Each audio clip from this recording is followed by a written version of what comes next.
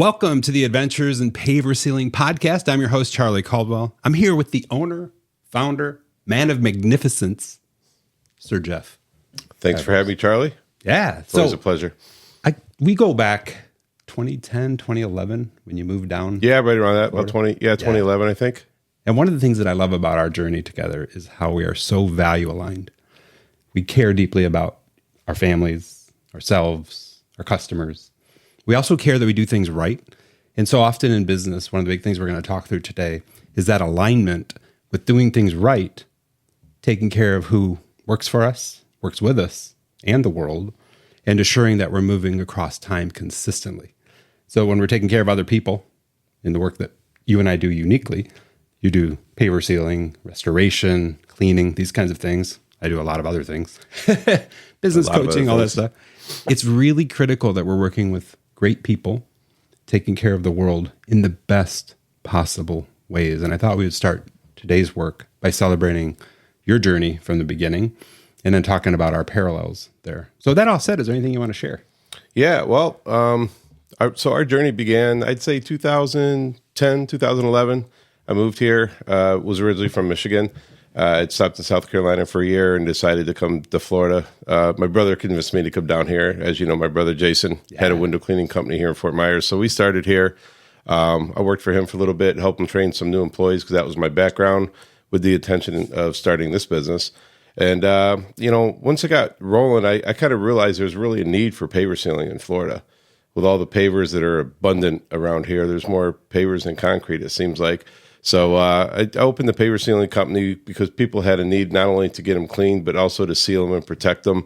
And it kind of took off from there. And that's about the time I met you during a networking group, Quality Service Pros. Yeah.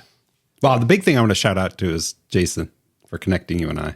Yeah. Jason and I have been friends since, I think, 2008, 2009. And the interesting side story about your brother was that there was a gal, Lee Knapp, who I met at an event. And as soon as I started talking to her, she goes, "You have to meet this Jason." And I'm like, okay. She goes, "You guys are like brothers from another mother." Just in the way you approach business, the way you approach relationships and so on. Simultaneously, we only did advertising once for my internet company, and it was in the Valpak. And Jason got the one ad we did, and he had it on his desk when Lee kind of introduced us. He goes, "It's so weird. I was going to call you anyway." Yeah, I said, the real serendipitous part about that was we did the ad once, and you were going to call. You were already aware of ISG, my internet company. And Lee had already kind of primed the engine to introduce us. So it's kind of an awesome way to kick this thing off. Yeah. And we spoke together and all these kind of things. So shout out to Jason. Shout out to Quality Service Pros, the networking group. And parallel to what you and I have talked about, it's really built on the sustenance of great relationships and doing it right. I love the way that group Jason formed because it was really around making sure you're properly licensed and that the people that were in there, they were in there for relationships. And referrals came from that, but it wasn't about referrals. Right. It was just about relationships and assuring that we're taking care of customers in the best possible way. So, but when you establish relationships with quality people, the referrals just come naturally. Yeah. But a lot of quality people in that group. Yep. We've established lifelong friendships and people that really care for their customers. Some have sold their businesses, moved on to retirement, and some are just flourishing like no other. So, it's good quality group there. Yeah, and the part I would really like to start with is this idea of early in life, when you started maybe your first business, you're kind of pulling together these things that we talked about. You wanted to be uniquely you, from what I understand of your story. You wanted to make sure you're exhibiting care, compassion, even courage. You talk about this in some of your videos you've been filming. Yeah. About sometimes difficult customers show up. And we even aim to be courageous with them to help them understand this is what we're trying to accomplish. And we're not going to a lot of them come with their own sort of damage, we'll call it, about how they've been treated by others. And you're like, that's others. That's not us. Yeah. And you stand courageously into that. So talk to me a little bit about your earliest entrepreneurial endeavors, how you started to think about becoming your own business owner, and then what that first business was. So, well, I back when I was a kid, my uncle, he did sign painting. Okay. So he would not only paint commercial signs for businesses, but he also painted like the ambulances in his community and the fire trucks. This is long before vinyl graphics. And I always thought it was really cool. I said, I want to own my own business like my Uncle Rick. I thought it'd be the best thing ever. Yeah. I said, but what? I don't know how to do anything. I don't know how to work on cars. I'm not, artistic. I wasn't sure what I wanted to do. And I worked at a Little Caesars Pizzeria. This is, way back when. I think I was 20 years old. Yeah. And the guy came in and cleaned our windows. He was there, maybe 10 minutes, paid him $12. And I was talking to him. I says, a lot of money in that? He goes, it's okay. And I said, well, how many jobs do you have a day? He goes, well, I do this whole plaza. And he goes, I do like 4 others. He goes, I do them every week. And so I was looking at how many stores were in the plaza, and there's like 10 stores, and I'm doing the math. And he was there maybe an hour. I'm like, this guy's making $120 an hour just squeegeeing glass. I kind of got the idea in my head that maybe I'll do window cleaning. So I started that business and got into the residential market. I started off with commercial, it was the easiest to learn on. And then it just kind of skyrocketed. But, if you've got companies that all can do the same thing, assuming they got the right training and they do a good job, what separates them apart? And that's where I figured I can excel because I'm pretty good at marketing. I'm pretty good at establishing a brand. I know I am now. At the time, I just figured, I said, I got this. I was going to school for marketing, and I dropped out of college only because the starting point of the marketing degree that I was going for wasn't going to pay me as much as window cleaning would. Yeah. So fast forward a couple years, I think 3 or 4 years, I had a lot of customers referring me nonstop to their neighbors. Yeah. And then I came up with a maintenance program where we take care of these customers on a regular schedule. We had monthly, bi-monthly, and quarterly scheduling. Yeah. And it was very popular, offered a slight discount. And it just kind of snowballed from there. But it was the customer service end of it and how I took care of customers that really escalated my company to high levels that I wasn't really expecting, to be honest with you. Yeah. We grew. I sold the business in 2008, and we started it in 93. So by the time I sold it, we had a shop. I started out of my house, but then we had a shop. I think we had 5 or 6 trucks, 12 employees, and it was going good. And then sold the business to come down south. Got it. Yeah. Wow. Couple things for the listener to really appreciate about your journey. One is you found something that had repetition to it for income. Yeah. One of my principles I teach is recurring revenue equals personal freedom. And what we know about selling businesses is businesses based on recurring revenue, where you have guaranteed income coming in every month, usually on a rebill nowadays, subscription. Mm-hmm. They get a higher valuation as long as the business is sound in a way, or has a way for the people buying it to add it to their list of services or to up-level service offerings, stuff like that. So recurring revenue is a critical part of this. And then you realized, whoa, that's a lot of money in a day. But the other part of what I want to make sure we pull from this is how you realize care, compassion, really helping people is a differentiator in a commodity kind of market as a value. So people can get window cleaners. You can look up online to find window cleaners. Back in the day, it was phone books. Yeah. But when you called people, a big tell down here in Southwest Florida is when you call people, does a real person answer the phone? And is it not like an answering service where they don't have the real answers for you or they can't schedule an estimate or something like that? Right. So right out of the gate, it's really critical that the listener understands that recurring revenue is a piece to this puzzle that you've shared. And I'm just going to say the words, exceptional customer service is a big part of how referrals happen, like automatically. Yeah. People can't just, when you get done with a job, tell me if I'm wrong, but when you get done with a job, your team gets done with a job, people are like, they were amazing. They just can't stop talking about it to other friends or whatever. And the other friends are like, who are these people? Who do I need to call? Especially if you're in a community with a lot of pavers, and all of a sudden, the Joneses pavers look better than yours. Paver protectors did it. They're like, who'd you call? And you may have a sign out, or if you can, in the community. But they're like, oh, it's paver protectors. Yeah, go get it. Yeah.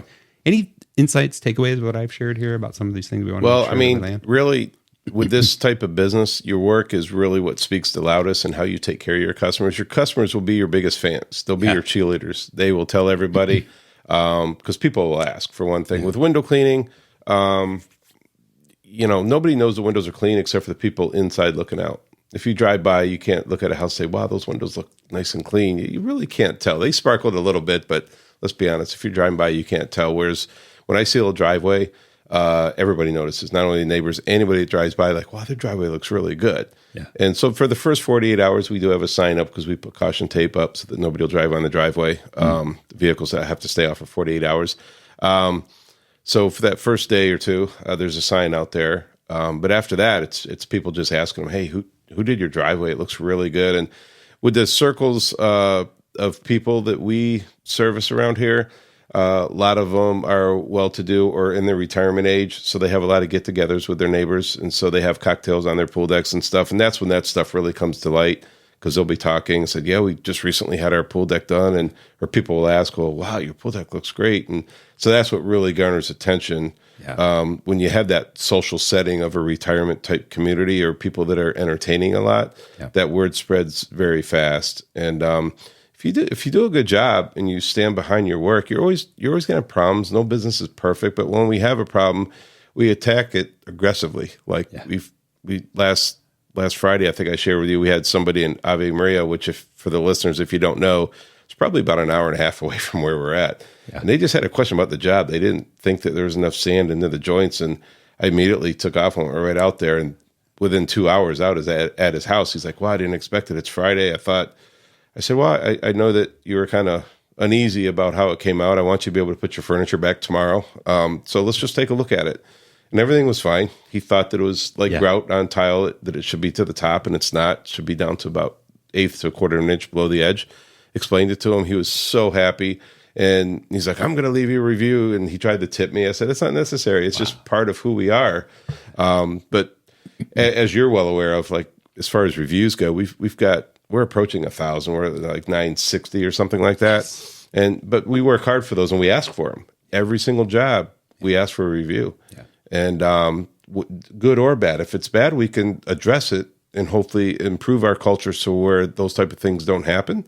And if it's good, we appreciate the acknowledgement. And when people read those reviews, a lot of times when they call us, they say, yeah, I read your reviews and you're the company I want to do work with. So come out and give us an estimate. So as long as the pricing is fair, we land majority of the jobs that we quote. That's we're absolutely already pre-screened amazing. that way. One thing that comes to mind with what you shared is this idea that every interaction is an opportunity to serve. Yeah. So every interaction is an opportunity to serve. And you saw that interaction last Friday as an opportunity to serve and step up. So we really think about that through the lens of really taking care of others and making sure that, hey, what can I do to be exceptional here? So I really want to make sure the listener understands there's specific things they can take from our work here today that can change the trajectory of their business. There's, at least in my history, there's been no better sort of customer than a referral from somebody who is my customer. And we talked about that a little earlier, but this idea that a customer is a good person would be an easy way to say it. But they're built on care, compassion. They appreciate it when things are done right. They appreciate great communication. And they appreciate it if they have a problem, like that guy thought he had, that you're out there taking care of it, or you're on it. You're not shoving it under the rug or whatever that might be. And you're just living this day in and day out. So would love to break this down. What's the drive for you to live this day in and day out? Why is it that, a lot of business owners, they get to this 10-year mark, 20-year mark in their business, or 30 or 40 years in business, and they're like losing the passion to really have the drive to take care of people? What keeps that fire alive for you? Honestly, it really just gives me joy in seeing how customers react to not only the job we do, but when there is a problem. Yeah. We get, like, if you were to read through my reviews, or I could just tell you from personal experience, that when people have a problem and we fix it right away, that actually gets us more. People brag about that more than, oh yeah, they did a great job. Because you do a good job and things go perfect, your true character really shows with adversity. Mm-hmm. So how do companies handle adversity? Some don't call you back. Some do. They just ignore the problem, and then after a couple of years out of business, because nobody wants to do business with them. We attack it aggressively because I'm a consumer as well. If I have a problem, I try to look at it, how would I want this handled? I don't want to be ignored. I don't want to be pawned off to somebody, because my staff knows. I have staff that is trained to answer questions. My office girls can probably answer 90% of the questions, but they also know that, if this is something that needs to be escalated to Larry, my operations manager, or myself, that's get that gets done right away. And Larry and myself, we tackle it aggressively because we don't want any unhappy customers. Now, obviously, once in a while, you get some people you just can't please. We all know that. There's some people you just cannot make happy. But at the same time, my goal is to make everybody so happy. I don't care what it costs. Let us do it right. Let us fix if there's something we did wrong. Sometimes we don't even do something wrong, and there's something they're wanting. We'll do it. Not every time, but it just kind of depends on the circumstance. But it's back to your question. What really drives me after 10 or 12 years or whatever is I don't get complacent. The more people I can please, the better. And that's going to open up more doors for us in the future as we expand this business throughout Florida. So much to unpack here. One thing I want to celebrate for you is this. From the top down, you're taking care of business. And it's got an urgency to it. And you're on it. And that's if it's a customer calling in with a special request or they're calling in with a problem, whatever it is. But there's an inherent underpinning to this that we need to talk about. And that is you've created in your business a psychologically safe place for your team to escalate with Larry and you. And that's a huge part of successful businesses, I've noticed, is that the owner or the operator or the manager or all of them, they do a really great job of creating psychological safety such that the team doesn't feel like they're going to get sort of punished for going to you with an issue. And the easiest form of that I've seen is where, and I've stood there watching this and I've called it out with some of the business owners I've coached or even just worked with, or I've been on a discovery call meeting in person. I'm like, that's how this rolls, which told me that these people may not be my kind of customer, but it goes like this. Hey, I have a problem. What is it? That's it. Just the energy with what is it hinders psychological safety. And one thing I've admired about you ever since I've known you is it's okay, so what's the problem? Do you notice the energy, the change in the way that you asked? The way you asked this? You may not say those exact words, but that's the intonation.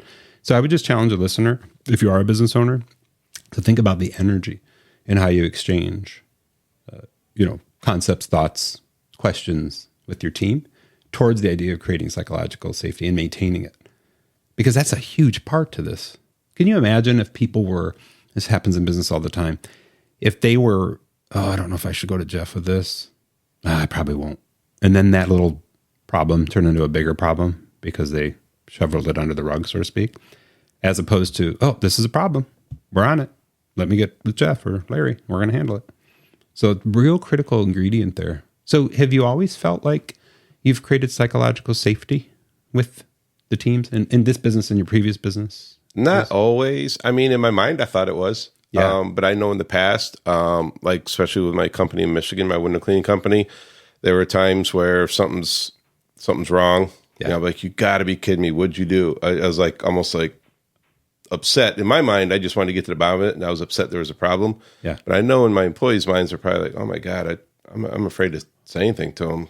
I've had employees tell me, oh, I didn't tell you because I thought I'd get fired. I'm like, that's not how I am. So now I really watch what I say and my demeanor. It's not something I have to consciously do. Yeah. That's just my demeanor now. I handle everything with calm and care. Like with my customers, if there's ever a complaint, a lot of times there are some customers that'll scream at our office staff. Yeah. And, we don't have to do business with everybody, but my goal is I think I could please everybody. If I get a heads up that somebody's difficult, I'm like, we'll take them on. I know we'll make them happy, So sometimes it's a battle, but I'll hear conversations with my staff. But then when I get on the phone, the whole attitude changes with the customers as long as I don't meet their energy. Yeah. Because some of them bring such negative energy and they want you to match it because they want a shouting match. But I'm not going to do that. I'm just going to talk calm and we're going to talk facts and what can I do to make it right? Whatever the problem is. And usually their energy will come down to mine and we have a civil conversation and it's a win-win for everybody at the end of the day. And that's just when there's a major problem. When there's no problem, oh my God, the conversations are awesome. Yeah. Like my daughter, she works for me, Ashley, she laughs. She goes, oh, do you know that guy? And I say, well, it's our customer. She goes, oh, you were talking to him like you know him for 20 years. I'm like, well, you've been with us for 12 years and he refers a lot of people. And so you could, it's almost like it sounds like we're talking to our friends because we are. We always, when they sign up for us, I know Larry's big on this. He always tells us, like, welcome to the Paver Protector family, because that's the energy that we give. We're like a big family. So it's not only my employees, but that extends out to the customers as well. Really critical piece. This is business ninja mastery, is the matching of energy. And I used to get into we'll call it into the trench with customers that were angry. This is when I was in my early 20s. Yeah. Because they were attacking me essentially in my mind. But then I got through business coaching, mentoring, even counseling. I had to go through a lot of counseling in my 20s. I really aimed to be careful about the energy with which I brought. So it helped me to sort of compartmentalize my energy from their energy and recognize the way the human mind works. I learned this later in psychology. There's these mirror neurons that when somebody has a certain energy and you step into a conversation, you kind of get in and want to match. Well, the highest performing business owners, of which you're sharing ninja work with, is no, I'm going to command the energy here and we're going to have a civil conversation and we're going to work through this. Yeah. And if this isn't a good time for you because you're upset, let's pause this. I'll call you back in 10 minutes or I'll call you back tomorrow morning. We'll have a civil conversation here. And so many business owners are like, wait, you can do that? Yeah. And the highest performing business owners do that. So I just want to say kudos to you for demonstrating business ninja mastery and helping the listener understand. These are some things you got to really take into consideration if you're creating, sustaining business. Absolutely. And it's got to be from the top all the way to the bottom. So the thing that my staff likes working for me, or the environment that we've created, is I've got their back. At the same time, we're trying to please every customer, right? Yeah. But I've got their back. So if my daughter-in-law, Anna, used to work for me. She had a customer that was just, I don't even remember what it was about, but he was super irate about something and screaming at her, like, really, all of our calls are recorded. It says it on there when they call. So he knew he was being recorded. I don't think it mattered, but he just was really, really rude and personally attacking her, threatening me, all this sort of thing. And her approach was, she goes, sir, I'm trying to help you. I'm here to help and expedite things so that you're happy at the end. But I can't do that if you're screaming at me. And he continued, and she said, sir, with all due respect, I'm going to put you on hold. I'm going to come back in 4 minutes. And she said, and if you're calm, we can discuss things and we can move forward on making this right. Or you could call me tomorrow when you've calmed down. But I'm not going to do a shouting match. I'm not going to be personally attacked. And so she goes, I hope you're not mad that I did that. I'm like, that's brilliant. I said, what happened? She goes, I came back. He was apologizing to me. And I think he realized that you're attacking the wrong person. Yeah. And attacking somebody is not going to get you what you're looking for. When people are nice to us and they're courteous, we strive to make them happy as can be. We want to make everybody happy. But if you come at with a negative attitude, or like if you start off the conversation, well, I'm going to get my lawyer, I'm going to sue you, and I'm going to leave you a review on you're going to get less compassion from me. I'm still going to try to make it right, but I'm not so willing to bend over backwards because you're threatening to sue me, over what? A little dirt in the street, or it's usually something minor that one visit with a broom can take care of. That's usually what it is. But it's, for the people listening, whether you own a business or whether you're a consumer, if you come at them with kindness, you're going to get better results. Am I right? You attract more bees with honey. Boy, is that more business ninja mastery here. And I just love what Anna did, because that's what we train in high performance. Yeah. Not only in business, but with personal.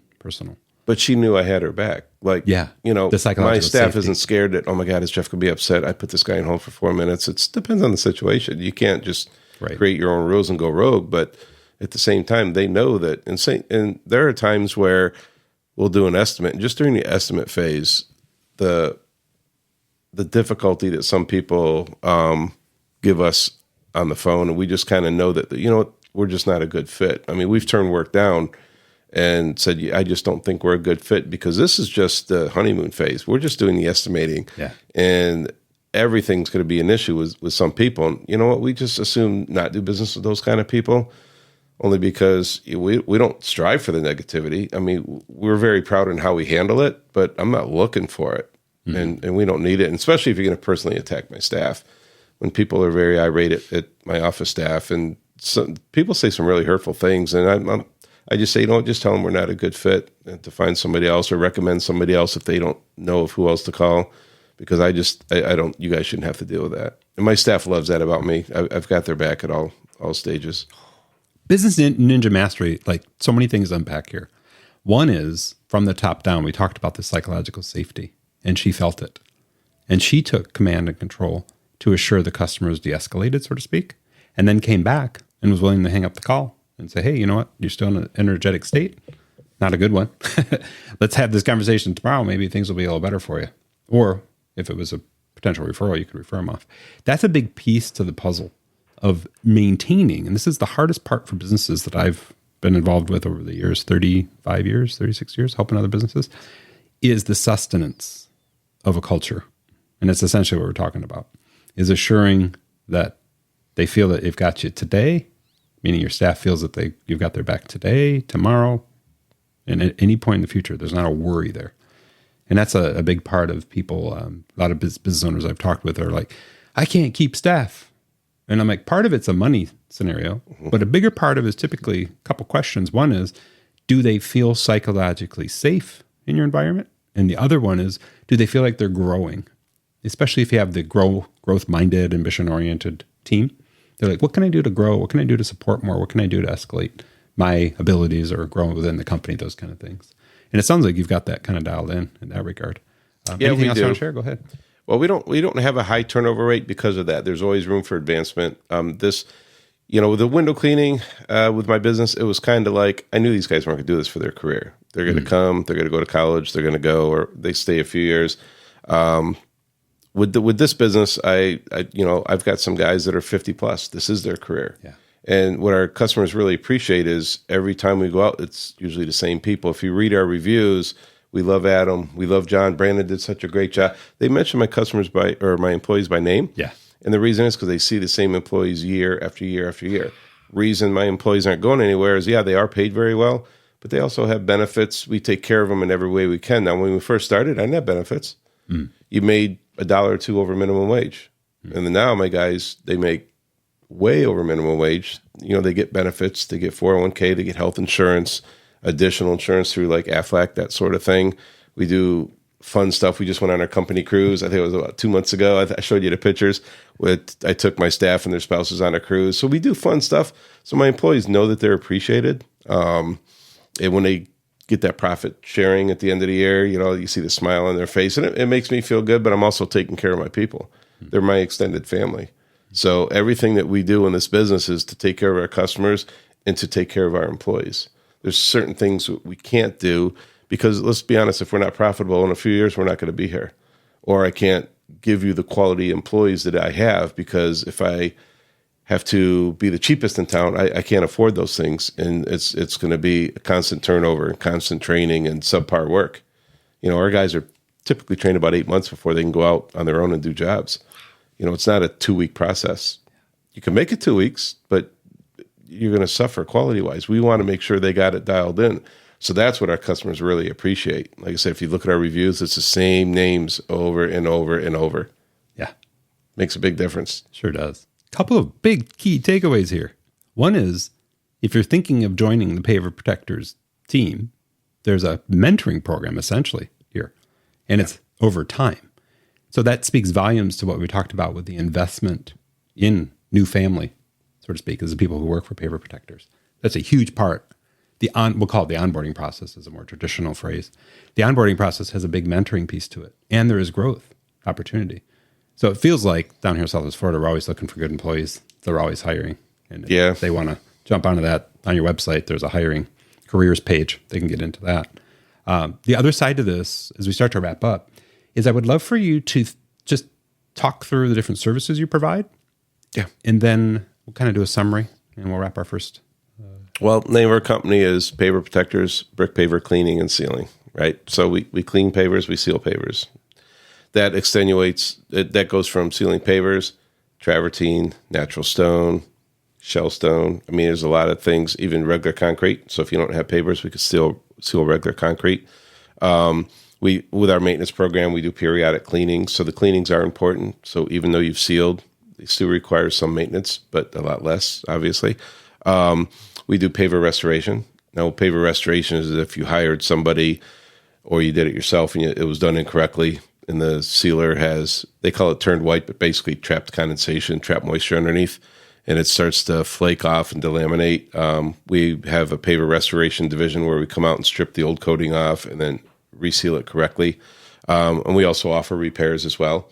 We do subcontractor repairs out. We found that our customers really need, they need repairs, and companies wouldn't tackle the jobs. They'd call repair companies or paver companies, and they're like, oh, if it's not a warranty of a work that we installed, we're not coming out, or it's too small a job.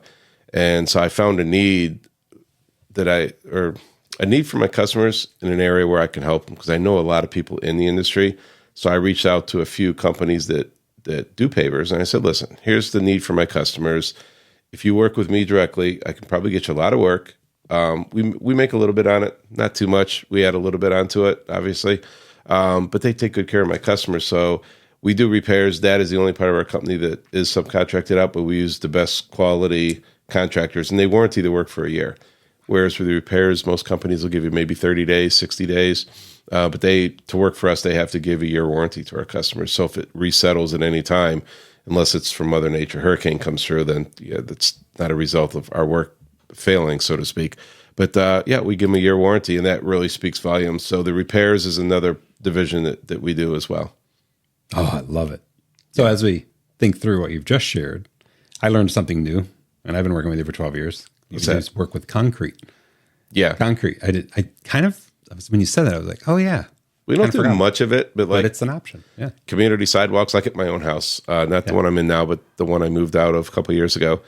I had neighbors would always comment, why is your sidewalk so clean and sparkly? Like everybody else's is black and moldy.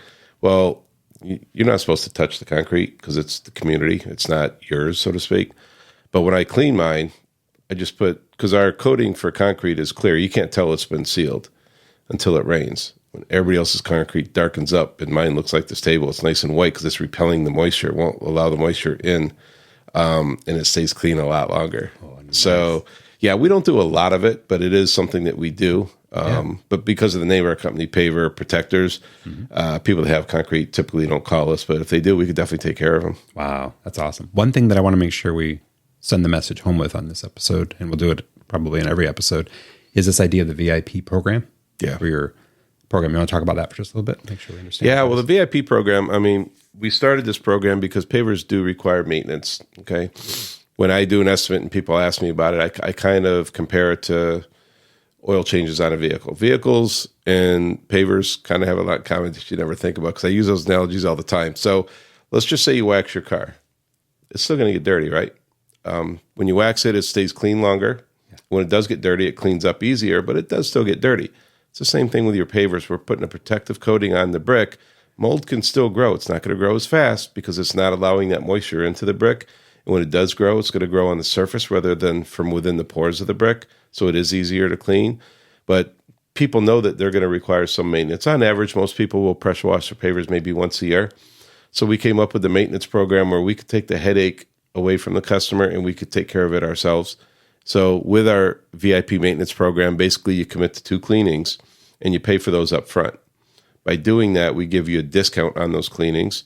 And then when you do the clean and seal or any of our services other than paver restoration and repair, you're going to get a discount on that. So for example, let's just say your driveway and pool deck costs $250 normally to clean it, right? So if you cleaned it twice, that'd be $500. Well, with our maintenance program, it may be $390. So you're going to get 2 cleanings for $390 instead of $500. And so you're going to get savings there. And then let's say your sealing was $1,800. It may be like $1,600 when you seal, as long as you remain on that program. And as an added benefit, we give you that price guaranteed for life. And I could tell you that, because we're not the cheapest. We can't be. We've established that, right? So with what we offer, with cost of business going up every year, we can't be the cheapest. But with our maintenance program, if you're a VIP member, you're guaranteed that price for life, never to see an increase. So people ask me, how can you do that? How can you be profitable? Well, we price our jobs right to where we're profitable. Now, if they live there 20 years, we'll get to the point where we won't be profitable. But the average homeowner moves every 5 years. So that's an outlier. If we have somebody that lives in their home for 20 years, well, guess what? You know how many referrals we've gotten for that customer? And every time we go out there, our trucks are like a big billboard. So when we do our maintenance cleanings, people see our trucks and they call us and say, yeah, I saw you guys cleaning next door. I want to get an estimate. So even if we weren't making money, we're still making money by people seeing our trucks. It leads to more people giving us a call. And our people, our customers that have been with us over 4 years, a lot of times their friends will call and say, yeah, I want to do just like Mrs. Jones. And I give them the price. They're like, wow, she's paying this much. And so she's been with us 4 years. That was our price 4 years ago. And they're like, wow, it's a considerable amount more. I said, yeah, but in 4 years from now, the guy across the street, when you tell him what you paid, he's going to think he wants your price. That's just kind of how it works, because cost of business does go up. And we try not to raise our prices. We had a 6-year period we didn't raise our prices at all. But then all of a sudden, 2020, 2021, supply chain just went crazy. Cost of our sealer went up 3 or 4 times, not to mention everybody knows about the gas and the labor. It's hard to find workers. And, so the cost of business went up, but just materials alone was enough for us to have to increase our prices 3 times in the last 4 years. So I love this because the VIP program counters a couple things. One is the idea that just the way things work, things get dirty. Yeah. So we're on it. 2, you're kind of inflation proofing this part of their life. Right. So that they can get in and get rewarded for the long-term piece. And then on the flip side of it, this is the part I really want to make sure as we wrap up today, is that the way you've built the business around care, compassion, courage, I would even say unconditional love. I'm a huge fan of unconditional love. And the concept of that means that I'll take care of you. If things are good, we'll take care of you. If things don't go so well on a job or a situation, we'll be here too. We'll take care of you through thick and thin. These are all pieces that are packed into that VIP program. And you get on now, you lock yourself in for life. I like how you broke it down too, to be real with the idea that, yeah, maybe down the road, if you've been with us 5 or more years, we may be losing a lot of money, but because we're out there doing our work, we're getting referrals. That's right. Living into our culture. So a couple big pieces of this episode that I really want to make sure we share. One is the idea that every interaction is an opportunity to serve. And it feels like you live into that, like you breathe it and your team breathes it.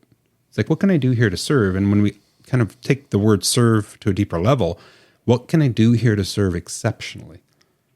Like, I didn't know if you were planning on going out to Ave Maria.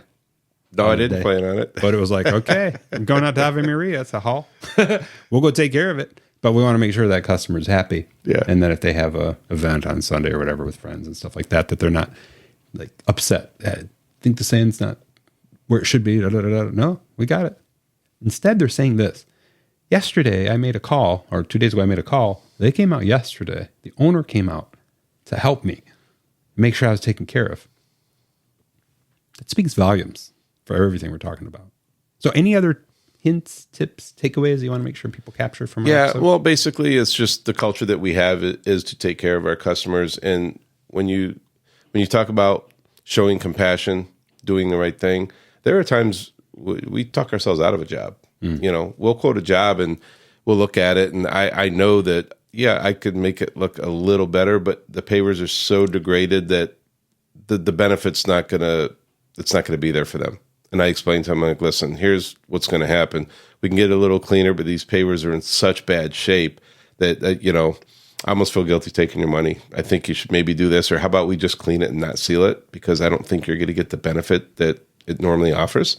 And people really, really and sometimes they do it, sometimes they don't. Yeah. But I've had people tell me, I really appreciate your honesty, because I didn't know that I was in this predicament, and I'm gonna look at other avenues, or if I can't help, I might refer them to somebody that can.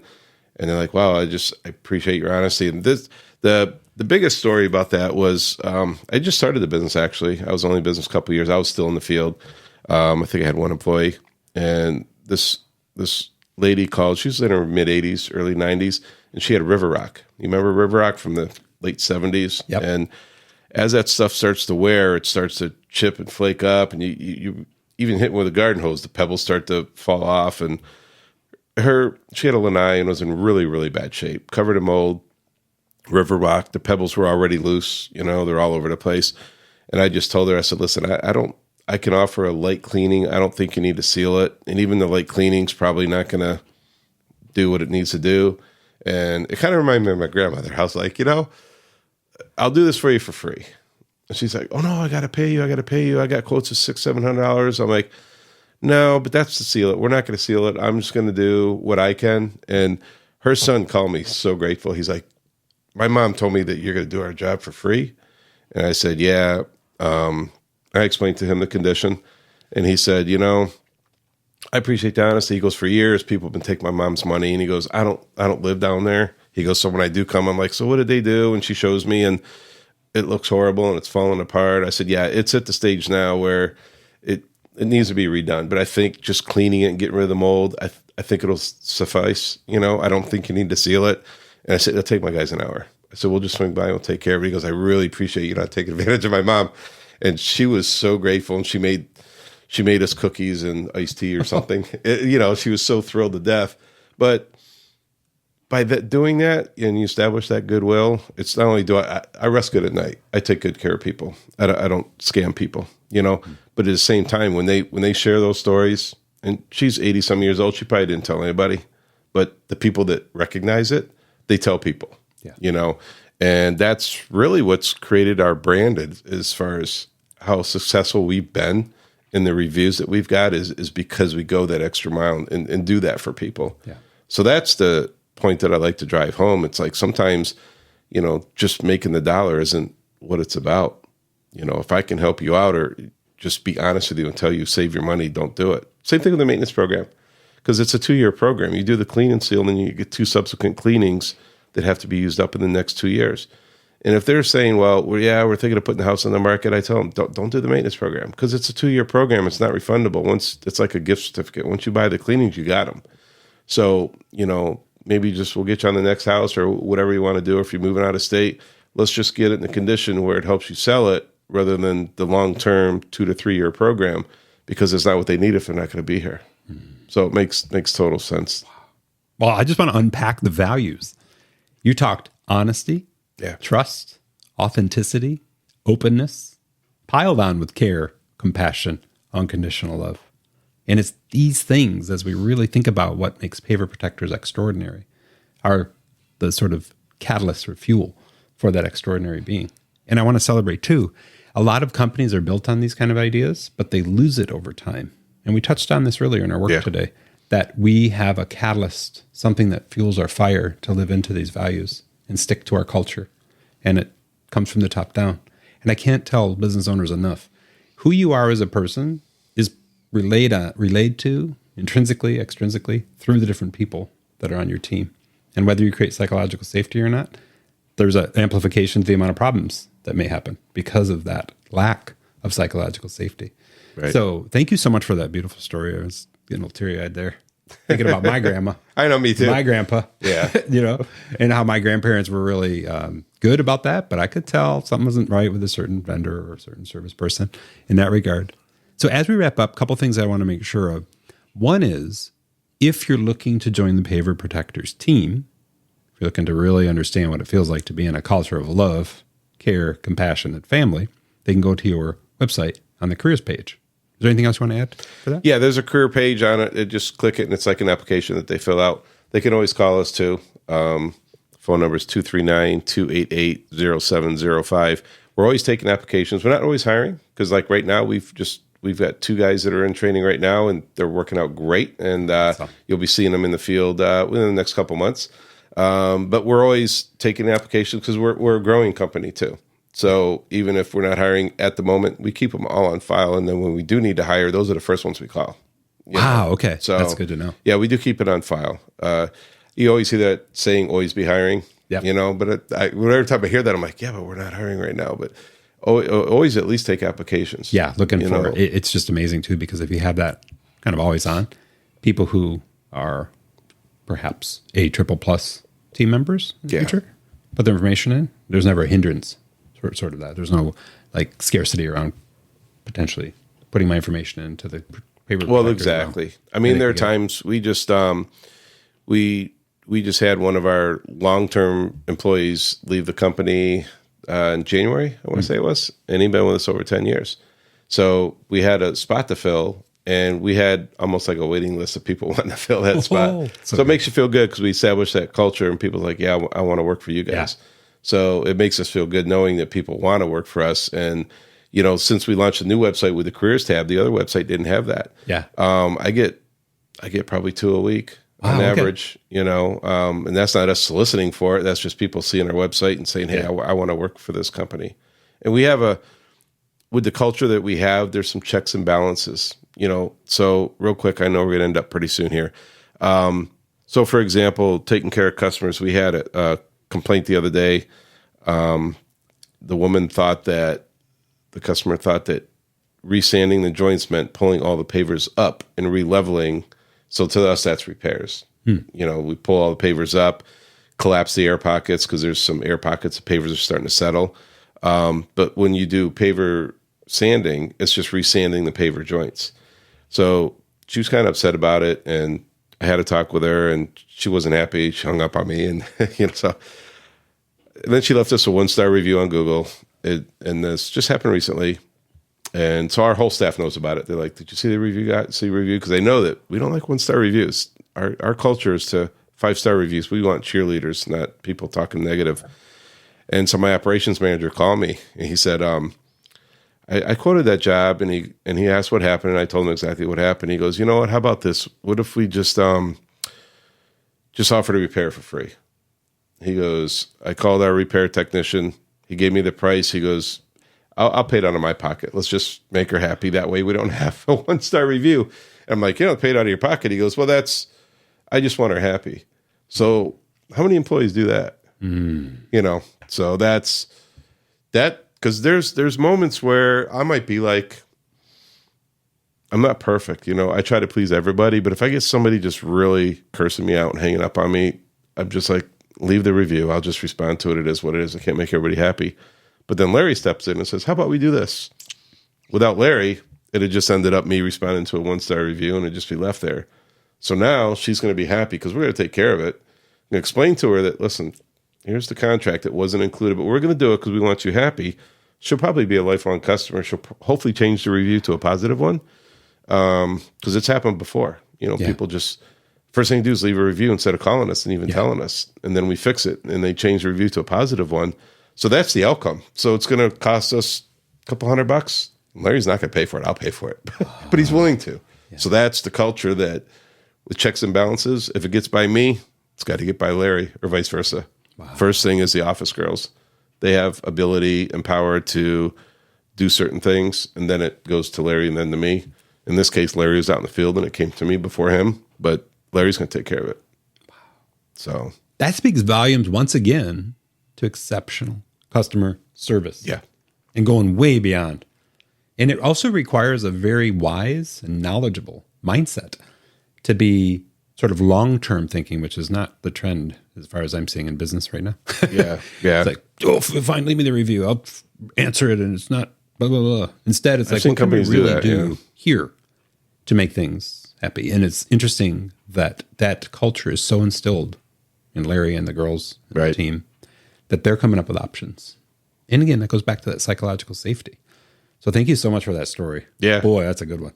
Well, there are times where something comes up, and I'll ask their opinion. Because one thing I learned is back when the internet was first coming out and people started leaving companies' reviews, if you read companies' reviews, they come back full force. It's almost like an argument online. Oh, yeah. Nobody wins with an argument online. So what I learned in the beginning stages was I'll write out a response, and then I'll run it by you or my brother, say, is this how I should respond? I'll think about it before I hit send. Because sometimes I want to say a certain thing, and I'm like, no, that's not who I am. Yeah. So I'll have, usually my brother, he'll read it and be like, well, I would probably change it. I'd say this. I'm like, yeah, you're right.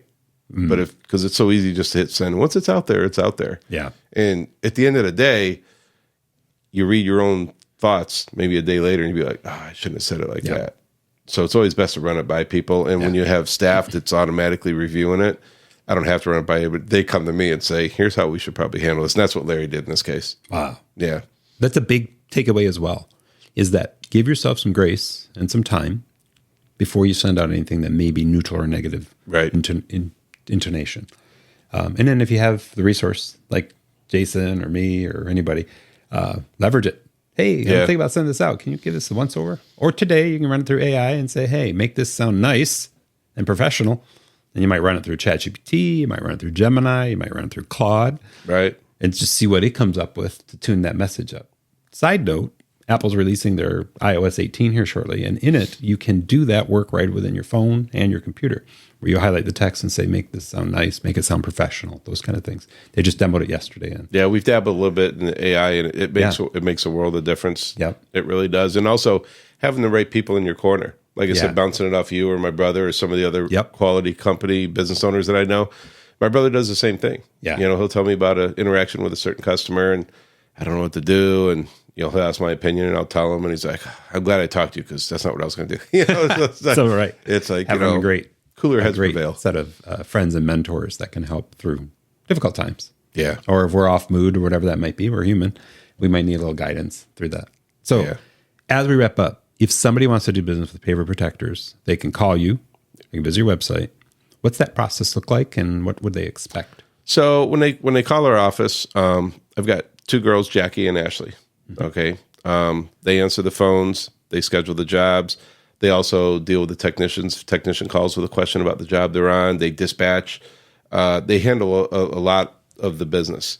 So during peak season, when the phones are just ringing nonstop, the one thing I can urge people is always leave a message. You know, 'cause some people say, I called 3 times and couldn't get a hold of nobody. It's like, did you leave a message? No. Well, we'd have called you right back. Because when they're on the phone, if they're both on this phone simultaneously, by the time they hang up, there's 4 more messages. So, and we get them in the order that we call them back in the order we get them, but all day long, that's what they're doing is calling back. So please leave a message. But let's say that doesn't happen. They'll answer the phone. They'll ask you some pertinent information, name, address, phone number, name of the community that you live in, and how you heard about us. Because we like to know where our advertising dollars are working. Mm-hmm. You know, we spend probably about $25,000 a month on advertising. So we like to know what's working and what's not. So we track each one of those very seriously. And then we set you up for a free estimate. Now, what we did, we started this last year. So estimates are free. Right now, as we speak, we're booked out about 2.5 weeks for estimates. And they're free. So if you call and you want an estimate, we say, okay, well, how about, September 29th or, next available. And a lot of times they're like, wow, you can't get me in any sooner. And we're doing about 10 to 12 estimates a day. Wow. So, I spend a lot in advertising, but that's what makes that phone ring. So we are always busy. So I came up with expedited estimates. And the way that works is I have an estimator, Larry, my operations manager, goes out and does estimates. I myself, I have a whole slew of other things that I have to do to run this business efficiently. So I've made myself available 3 to 4 appointments a day, and we call it expedited estimates. So if somebody let's say you call and you want to get a quote, 'cause you're looking to have the work done in the next 2 weeks, not get the estimate in 2 weeks and then wait another 2 weeks. So what we do is with the expedited estimate, it's $25. All right, you pay the $25 and you get me coming out within the next day or 2. Sometimes it's the same day. Okay, so you can call and have me at your doorstep within 2 hours. All right, it's $25. Then if you hire us, that $25 goes towards your invoice. So you're not losing anything. But the way it helps us is sometimes we'll go do an estimate, and the customer says, "Okay, great. You're the 4th one I've got. I got 3 more coming." 7 estimates. You haven't found anybody that? No, I found some good companies. I want to make sure I get the best price. So those always aren't the ideal customer. I mean, we like to service everybody, but we're not the cheapest. So if they call, nobody's going to say that. But if they call and say, I just want the cheapest company, I would tell them right there, just, just schedule with somebody else because I know we won't be the cheapest. But if you want it done by a quality company that stands behind their work and offers the things that we offer, we are the right company for you. And if you don't want to wait 2 weeks for a free estimate, put up $25. We'll come out right away and we'll give you an estimate. And whether you hire us or not, at least you have a ballpark of what this is going to run you. But if you do hire us, you're going to get the $25 back. Those are the people that I want to visit because I don't want to lose somebody because they want to wait 2 or 3 weeks. Mm. So $25, it's minimal. It sometimes people say, well, I just don't, I think it's ridiculous to pay for an estimate. Like, well, you don't have to. Our estimates are free, but it's 3 weeks out. But we'll get you today, and I think pretty much everything has that. You buy something on Amazon, It'll say same day shipping, or you want just regular shipping, so to speak. Maybe not Amazon's a good example because they get everything with Prime, pretty you quick. get it, but with Prime, without Prime, you would pay for the immediacy. Right. So so there's always, and there's a company I'm working with, a branding company that I'll be working with shortly, and they have a thing, and they're on a wait list. I have to wait 3 to 4 months just to get the kickoff call started, right? Yeah. But they have a speeded up process. Well, for $12,000, we can get you within the next 3 weeks instead of 3 months. It's just an option. You don't have to do it. Yeah. But when I go out there, the people love it. They're like, wow, that was great. I got you out the same day because I want to get this done. I'm like, well, we're here to do it. And they're like, yeah, I just didn't want to wait 3 weeks. I'm like, well, that's why we offered that. Some people that they refuse to pay it, which is fine. They could wait 3 weeks. But the problem we have is when we get the reminders that we're coming out, they're like, oh, yeah, I already found somebody, or I already had it done. Because I realize people have a sense of urgency. I'm the same way. If I want something, I want it today. Yeah. So if I was calling a contractor to, repair my screen cage, sense of urgency, I want it done. Yeah. I'll pay $25 if you can come out here today. That'd be great. Yeah. And most people do have that mindset. So, but even those get booked up. So sometimes they call and my expedited estimates are booked out 3 or 4 days. Now it is expedited compared to 3 weeks, but it's not immediate. Yeah. But we do what we can do. I absolutely love that. Back in the day when we were doing websites, we had a fast track that was an extra couple grand that would move your project in days instead of weeks forward. And the thing that was amazing about it, everybody in web development and design, especially in the 10s and the zeros and the late 90s, which is when I started at the very beginning, know that the content load, where you're getting the content, trying to put it in the website and optimize it, that's usually where the process comes to a screeching halt because the customer has to get involved. Right. This made it priority in their mind. And they were like, what do we need? What do we need? What do we need? Because we're on a fast track to get it done. So it up-leveled service quality across spectrum. And our guys were like, and gals were like, wait, they paid us extra to expedite this. And that means their skin is in the game to get this thing moving. The part I really love about what you shared is the fact that that money gets put towards the invoice or the payment. So it's like, if I'm going to get this done and I want to get this estimate done, it automatically like pre-qualifies you for them because they get the money back if they go with you. And because you were out there, that's a tell, especially in Southwest Florida. I know this is a big thing for us from the Midwest, like where I'm from, Michigan, is come down here and it's like, nobody's calling me back. Nobody's answering. Like you can tell a business right out of the gate, whether they're exceptional or not, by if they call you back with love, essentially. Yeah. In that regard. So is there anything else you wanted to share? Well, call back with love and also take care of the problem. Yeah. Like, and if you're calling for an estimate, if we have the ability to get to you in the same day, normally they're pretty impressed. They get out there like, wow. Or like when we do get the occasional complaint. Yeah. We're out there the same day. Like, wow, not only did I have a problem, but 2 hours later, you're here. And then an hour after you leave, you're going to have a guy here to fix it all in the same day. It's not always the case, but 80% of the time, because we got 6 trucks out there. So we got technicians coming back from all different parts of the counties that we service. So if it's something that we can touch up or, hit upon right away, we're going to do that. And we dispatch it to the guys. And man, the customers love it. I mean, my guys have told me so many times how they got $100 tip. I'm like, on a complaint?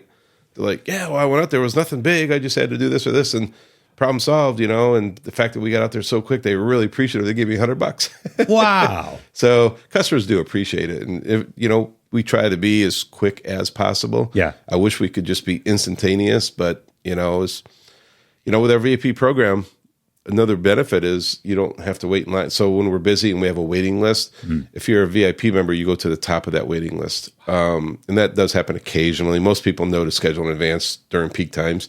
Yep. But, every once in a while, daughter's getting married and the reception's going to be at my house now, clubhouse canceled or whatever. Yeah. What can you do? Well, I'll be out there tomorrow, because they're a VIP member, we move them right to the top. Wow. So, but at the same time, we don't bump anybody off. We make room. There's times where me or Larry have to go out and do the ceiling.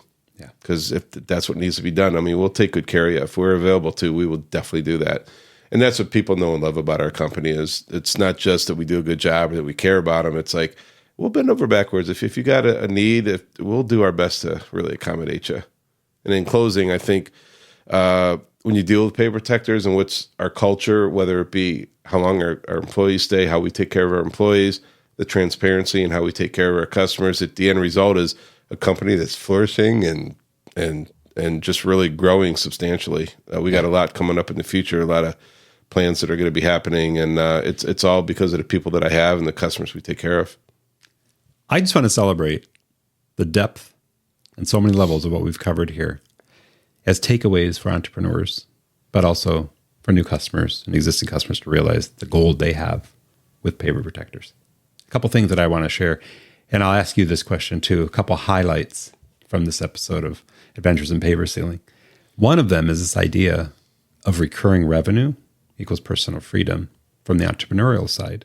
The other one that I really loved was the idea of every opportunity is every interaction is an opportunity to serve. You've demonstrated that, I would say, at least 6-7 times in our episode here. Yeah. Another one is this idea of psychological safety from the top down, and then also the maintenance, the sustenance of creating and sustaining that over time. And that's a tricky one because a lot of business owners I've coached, especially when they're in a struggle situation, they feel like they lost the passion for their business, and you can tell from the top down. It's like things are starting to fade, quality of service, those kind of things. Final thing that I loved is our business is a customer service business that happens to do paver protecting, sealing, restoration, all these kind of things, cleaning. And everybody needs to take that as part of their drive. Whatever your business is, you're a customer service business that happens to do something. Yeah. Big part of that. So any takeaways as we wrap up for you? No, I think we pretty much hit it. I mean, the customer service is, we're passionate about it. Yeah. And it shows. Yeah. Right? I mean, if you're not passionate about what you do, I mean, the reason I sold my business in Michigan, I wasn't passionate about it anymore. I had the passion to the very end, but I knew I didn't want to do it anymore.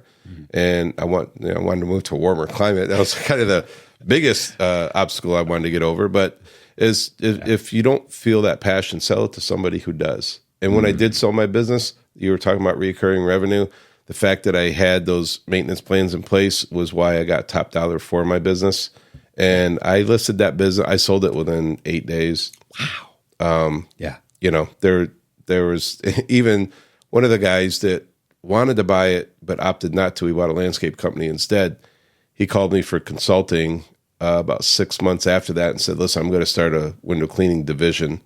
Could you come up and teach us what you know?" Because he was so impressed, but the landscape was a better fit for him. But he's like, "I definitely love what you established with your company, and I'd like you to teach me how to do that." So we did that. We did consulting for him, and last I heard, that was quite a while ago. But last I heard, it was doing well, and he's a good entrepreneur, so he took it and ran with it. Yeah. But he saw what we did, and that reoccurring revenue was why I got top dollar and why I had so many offers on my business. Makes a big difference. It does. Side note, I sold my internet business on October 10th, 2000, and they paid us top dollar because we had 10,000 recurring subscribers. Yeah. Times 1,500 businesses who are also paying some form of recurrence. And they just built a multiplier on that. And we had sustained, we didn't have a lot of attrition, a lot of people leaving in a business that typically did because people would fly as more and more options became available. They fly from here to there, but we had so much value we added. People were like, "I'm not letting it go." Sometimes they'd have a couple subscriptions to different service providers and they'd always come back, not all of them, but many would come back and tell me, "I've tested them all. You guys are crushing it," because you got not only great service, but also a lot of ancillary services that we can use, like configuring their computer, fixing their computer, right? A whole computer tech department. Yeah. We come on site, install their computer, sit down with them, teach them how to use it, teach them how to get on the internet, spend a couple hours with them. This is exactly what we're trying to think through from this idea of exceptional customer service.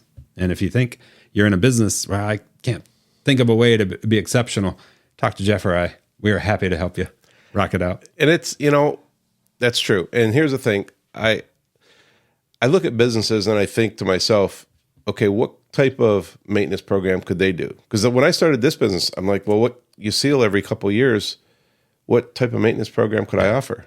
Well, the cleanings, they need clean periodically. So I look at businesses and you may struggle to find like say if you do landscape lighting, all right, what would be a maintenance plan for landscape lighting? Yeah. And then I thought about it. I'm like, well, you could say, hey, once a year we come out and we clean all the lenses of all the bulbs so the lights are nice and bright. And if any are burned out, we replace them for free.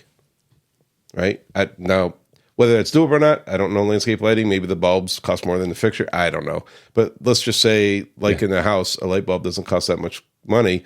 Can you go out and replace a bulb for free? And would people take advantage of that? Yeah. Because everybody does the maintenance. The air conditioning company that services my house, I love the fact they come out and clean out my drains or suck that gunk out of that pipe outside of my house. they come out every quarter or every 6 months because my AC is never going to shut off because it's clogged. So if you're an entrepreneur listening, no matter what you offer, there's got to be some maintenance that you can offer, and you charge for it. Yeah. But what type of reoccurring revenue can you establish by just maybe a yearly visit? There's probably something you can do. I remember sitting with you, and it feels like it was 10 years ago. Maybe it was less. We were at Bonefish, and we were talking about how to build recurring revenue in your business. Yeah. And you're like, this VIP program, let's talk that through. And flesh it out. And you tested and measured it, had to tune it as you went over the years, and now it's at a fine-tuned place, the way you described it and so on. So I just want to thank you so much for that insight and that power. You and I are sitting on the backside of that because we've each sold businesses built on recurring revenue. And that's a big part of this idea of the longevity of a legacy as far as something we've built and letting it live on, but we're not involved with it. And then the other side of it is taking care of our family for the long term too, as we think about next chapters in life, those kind of things. Go ahead. Well, if depending on your business, honestly, the reason I did it in Michigan, I was still young. I was a young entrepreneur. I hadn't really thought about the money part of it. I mean, I knew we were charging for it, but really the reason I did it is because it's seasonal. Everybody gets their windows cleaned in the spring, and then when it's dreary out and snowing, it's the last thing on their mind. Well, if I got employees, how am I going to pay them for 6 months when it's snowing out? So I thought if I come up with this program where, hey, our maintenance program, we do the windows inside and out in the spring, and then you have, like, say, your quarterly, and then your other cleanings are outside only. And yeah, it may be snowing out, but guess what? You got a holiday party, Christmas is coming, and in Michigan, these homes are all glass, beautiful views, because guess what? When summer hits, you want to see that sun. Now, I notice it down here in Florida, people close the shades because the sun makes it mighty hot inside. Yeah. So it's a little different, but up in Michigan, everybody's always looking out their windows, and they don't want bird poop and a bunch of dirt on their windows. So they love the fact that we come out every quarter, and like I said, in the spring, inside and out, maybe clean a chandelier, maybe clean a mirror for you, and then the other cleanings are outside only, and that way your windows always sparkle. You don't get a buildup of dirt, and it was a win-win. But my main motivation was to keep my guys busy. I didn't want to have to lay them off or close down for half the year. So that maintenance program kept us working year-round because there weren't many people, other than right before the holidays, not many people when it's 12 degrees out in February are calling to get their windows clean. Yeah. They're waiting until spring. So we had, gosh, I don't even know, probably 600 customers that were on reoccurring like that. Wow. So I had all the work to keep my guys busy. And that was the main motivation for doing it. One of the principles I teach, exactly what you're talking about, is cash flow for life. Yeah. And it's keeping that cash flow over time when times are lean during winter in Michigan, but you've still got cash rolling with this recurrence. So powerful. So as we wrap up, is there any other final thoughts, takeaways, insights, anything you want to share? Well, one other thing, there's also a way to increase revenue. Like what do I do with the business during slow time? So January, February, March, we're extremely slow. This is in Michigan. Yeah. Okay. So not only do we have the maintenance program, but when they came up for renewal on the program, we offered a slight discount if they prepaid for the year up front. And it was due by February 15th. We'd send the bills out January 1st. So we'd have that influx of cash coming in a lot because everybody's like, oh, yeah, give me the discount because I'm going to do it anyway. And they would pay for the year up front instead of collect as you go. Mm-hmm. And that was huge because January and February, we'd bring in a lot of money. That would help pay the bills for those 3 slow months, January, February, March, and also put more money into advertising because spring is right around the corner. So that's an added benefit if you're an entrepreneur to think of ways you can leverage a slight discount in order to get people to pay up front. Yeah. And people like it. Well, I think that's another ninja move of cash flow mastery in a business. Yeah. Is to take a look cyclically at what's going on. And down here in Florida, we have cycles. And then understand, okay, well, what can we do to incentivize people to pay during this period? Especially if you're bundling it in with a recurrent sort of invoice or payment. And here, I mean, we don't offer discounts for well, our VIP program is discounted. But what we do is if people want a slightly better price, and we don't do big discounts, so to speak, like, oh, yeah, we're not negotiating to be the cheapest. Right. It's not a race to the bottom. Quality work, here's our price. But if you want a slight discount, sometimes I tell people, well, what do you prefer, June or July? Because we're extremely slow here in June or July. I can't give you any discounts in October, November when we're booked out a month in advance. But if you want somewhat of a discount, I'll see what I can do. But June and July is when you got to do it because that's when we're slow. Mm-hmm. And so the option is there if they want to wait. And I could do a little bit. It's just being completely transparent. Yeah. You know, because sometimes you gotta watch what you do, because there's companies out there that'll just like put a real low bid in just because they got nothing to do, and then all of a sudden 3 months later, that customer's neighbors calls and says, "Well, I want the price they have." "Oh no, I was just really slow. I had nothing to do." You don't want to say that. So then, what are you going to do there for that price? And before you know it, you're not making any money. You know. So if somebody was to say that to me, "Well, Mr. Smith here, you did it for $100 less." I'm like, "Yeah, he did it in June. You want to do it in June or July?" "No, I want it done now." Yeah. "Christmas is coming." "Well, yeah, I can't do that." So, Yeah. And that is all about the economy of situations. It's the supply and demand. Yeah. And if people understand any form of economy, that's just how the world works. But That's a it's big part of it. funny And it's because helping you educate them authentically. Yeah. It's part of the culture. So, but what's funny is supply and demand. The true meaning of that is when things are scarce, you drop the prices a little bit. When things are booming, you raise them. And we don't do that as far as raising them. Like when we're busy, our price is our price. We have increases periodically, but it's an increase across the board. It's not because we're seasonal or because you live in Naples and the average house in Naples is so much more than, say, Fort Myers.